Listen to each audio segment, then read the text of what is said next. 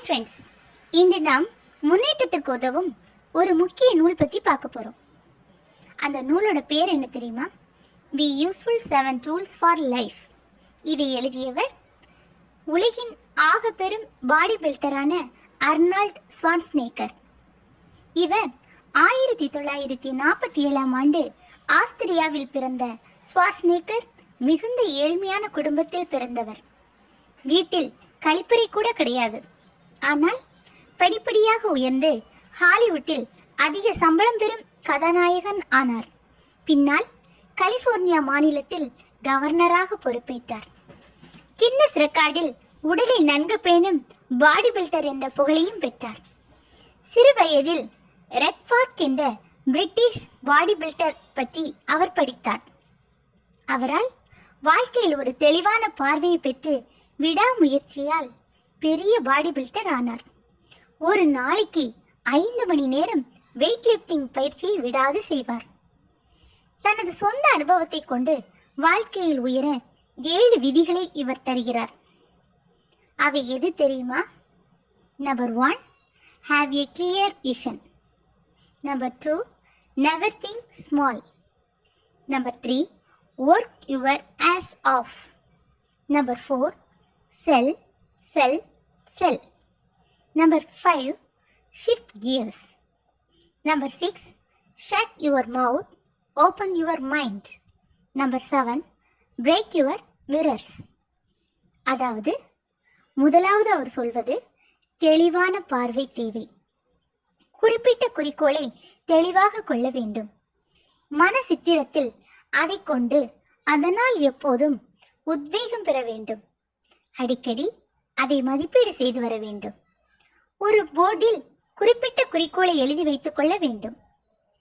இரண்டாவதாக அவர் சொல்வது பெரியதாக நினை, சிறிதாக நினைக்காதே.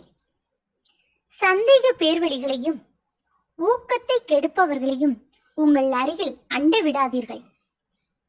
நெகட்டிவ் பர்சனாலிட்டி எனப்படும் எதிர்மறையாக பேசுவோர் மிகவும் ஆபத்தானவர்கள். ஆகவே நம்மை சுற்றி எப்போதும் ஆக்கப்பூர்வமாக பேசி ஊக்கமளிப்பவர்களை மட்டுமே வைத்துக் கொள்ள வேண்டும். சிறிய வெற்றி பெற்றால் கூட அதை கொண்டாட வேண்டும். மூன்றாவதாக அவர் சொல்வது உழைத்து முன்னேறு. உழைப்பு உழைப்பு கடும் உழைப்பு தேவை. பாடி பில்டர் மிக அதிக சம்பளத்தை பெற்ற முன்னணி ஹாலிவுட் நடிகர், கலிபோர்னியா கவர்னர். இதெல்லாம் எப்படி சாத்தியம்? ஒரே வார்த்தை, உழைப்பினால்தான். நான்காவதாக அவர் சொல்வது விளம்பரமும் தேவைதான். தன்னைத்தானே சமுதாயத்தில் உயர்த்தி கொள்ள போட்டிகளில் வென்றால் மட்டும் போதாது.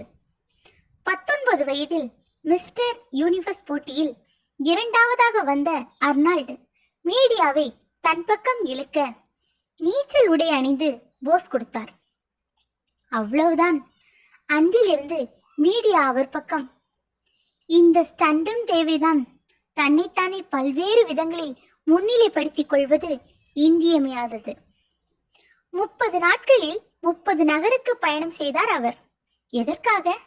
அவரது Arnold the education of a bodybuilder என்ன தனது புத்தகத்தை விளம்பரப்படுத்த. விளைவு, அவரது புத்தகம் 2,50,000 காப்பிகள் விற்று புத்தக பதிப்பாளரையே அதிர வைத்தது. சமூக ஊடகங்களை ஒருபோதும் விடாதே.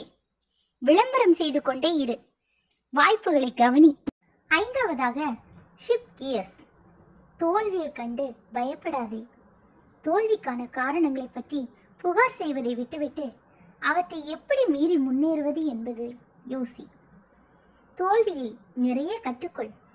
திரும்பி எழுவேன் என்று உறுதி செய்து கொள். 6வதாக அவர் சொல்வது வாயை மூடு, மனதை திற. ஒரு கடல் பஞ்சு போல இரு. அதிகம் அறிவை பெறு. பேசுவதை விட கேட்பதை அதிகமாக்கு என்கிறார். 7வதாக கண்ணாடியை உடை. அர்னால்டின் மாமனார் அவருக்கு கூறிய புத்திமதி இது. உனது கண்ணாடியை உடை. அதாவது இந்த சமூகத்தில் அனைவரும் தன்னை பற்றியே சிந்திக்கிறார்கள். அதை விட்டுவிட்டு நீ வாழும் சமூகத்திற்கு சேவை செய். கண்ணாடி கூண்டை உடைத்து வெளியே வா என்பது அவரது கொள்கை. சுருக்கமாக சொல்லப்போனால் 4 வார்த்தைகளில் அர்னால்டு தனது மந்திர கொள்கையை வலியுறுத்தி விடுகிறார். Stay busy, be useful. அதாவது சுறுசுறுப்பாய் இரு, பயனுள்ளவனாக இரு. இது போகிற போக்கில் சொல்லப்பட்டவை அல்ல, சொந்த அனுபவத்தில் பெற்ற அடிப்படையில் கூறும் வெற்றி பெற்ற அனுபவ வார்த்தைகள். இந்த அருமையான நூலை படிப்பதற்கு மட்டுமல்ல, பயன்படுத்தவும் தான்